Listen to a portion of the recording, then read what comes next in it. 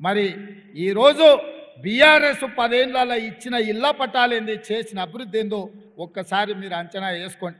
అందుకే కేసీఆర్ ఇవాళ బిడ్డ బెయిల్ కోసం 5 సీట్లల్లో బీజేపీలను గెలిపిస్తానని చీకటి ఒప్పందం చేసుకున్నాడు.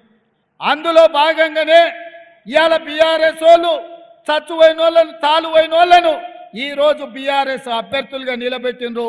ఇక్కడ ఎవరిని ఎంపీగా నిలబెట్టిరో నేను చెప్పాల్సిన పని లేదు. వాళ్ళ పనితనం ఏందో మీకు తెలుసు. ఇవాళ అభ్యర్థికి కూడా తెలియదు. ఆ అభ్యర్థి తలకాయే బీజేపీకి మోడీకి తాకట్టు పెట్టిండన్న సంగతి బీఆర్ఎస్ అభ్యర్థికి ఇంకా తెలియదు. పాపం ఆయన గొర్రెలెక్క అక్కడ ఇక్కడ తిరుగుతూ ఉన్నాడు, ఇంకా ఏదో జరుగుద్దని. అందుకే ఏ రోజు ఈ కుట్రపూరితమైన రాజకీయాలను తిప్పు కొట్టాలి, ఈ కుమ్ముక్కు రాజకీయాలను పొందబెట్టాలి. బిడ్డ బెయిల్ కోసం సొంత పార్టీని నమ్ముకొని జెండా మోసిన వాళ్ళని కూడా మోడీకి తాకట్టు పెట్టిండు కేసీఆర్.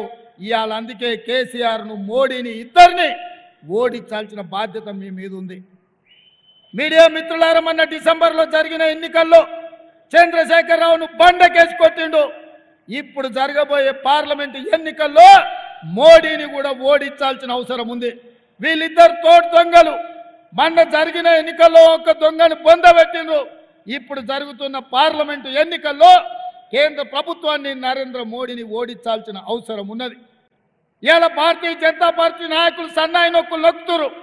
నేను అడుగుతున్న కిషన్ రెడ్డిని, ఈటెల రాజేందర్ బీజేపీ నుంచి ఎమ్మెల్యేగా గెలిచినావు కదా హుజూరాబాద్లో. హుజూరాబాద్కు మోడీ నుంచి ఎన్ని నిధులు తెచ్చినావని నేను అడుగుతున్నా. ఒకవేళ నరేంద్ర మోడీ నుంచి వేలాది కోట్ల రూపాయలు నువ్వు ఇచ్చిన మాట ప్రకారం హుజూరాబాద్లో నిధులు తెచ్చి అభివృద్ధి చేస్తే మొన్న జరిగిన శాసనసభ ఎన్నికల్లో నీకండగా నిలబడి నిన్ను గుండెల బట్టి చూసుకొని నిన్ను భుజాల మీద మోచిన హుజూరాబాద్లో నిన్ను ఎందుకు అక్కడి ప్రజలు ఓడించిరని నేను ఈటెల రాజేందర్ను నేను అడగదలుచుకున్నా. ఆ ఎల్ల సానుభూతితో కేసీఆర్ అక్రమ కేసులు పెడుతుండని ఆ ఎల్ల మాట్లాడాను. మేము కూడా అయ్యో పాపం ఓ బలైన వర్గాల నుంచి వచ్చిన నాయకుడు బాగుండాలి, అట్లట్లా చేస్తావు కేసీఆర్ అని మేము అడిగినాం. మరి నువ్వు మోడీ ప్రభుత్వంలో నువ్వు నాయకత్వం వహించినావు. మోడీకి ముఖ్యంగా అమిత్ షా నా జేబుల్నే ఉన్నాడు, నేను ఎప్పుడు పిలిస్తే అప్పుడు వలుపుతాడని అన్నాడు ఈటెల రాజేందర్. నిజమే, ఈటెల రాజేందర్కు అమిత్ షా దగ్గరోడే. మరి దగ్గరోడైతే కేంద్ర హోంశాఖ మంత్రిగా ఉన్న అమిత్ షా తోటి ఎందుకు ఈటెల రాజేందర్ కేసీఆర్ అవినీతి మీద, కాళేశ్వరం ప్రాజెక్టు మీద, హైదరాబాద్ చుట్టూతా ఆక్రమించుకున్న భూముల మీద, ధరణి పోర్టల్ అడ్డం పెట్టి కొల్లగొచ్చిన వేల కోట్ల రూపాయల మీద, కేసీఆర్ కుటుంబం మీద, కల్వకుంట్ల తారక రామారావు అవినీతి మీద ఈటెల రాజేందర్ విచారణకు ఎందుకు ఆదేశాలు తీసుకురాలి అమిత్ షా నుంచి అని నేను అడుగుతున్నా. నేను సూటిగా అడుగుతున్నా ఈటెల రాజేందర్, నీ భూములు ఆక్రమించుకున్నాడు, నీ మీద అక్రమ కేసులు పెట్టినా నువ్వు మాట్లాడినావు కదా ఆనాడు. నువ్వు ఎమ్మెల్యేగా దాదాపుగా 3 ఏళ్ళు బీజేపీ ఎమ్మెల్యేగా అమిత్ షా మనిషిగా ఉన్నావు కదా.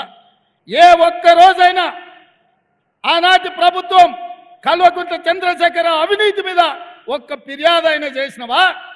చంద్రశేఖరరావు అవినీతి నిక్కుదేల్చి వేల కోట్ల రూపాయలు ఎందుకు ఆ కేసీఆర్ నుంచి రాబట్టడానికి ప్రయత్నం చేయలేదు? ఏమి మీ ఆలోచన నేను అడుగుతున్నా, ఏంది మీ అండర్స్టాండింగ్ అని నేను అడుగుతున్నా.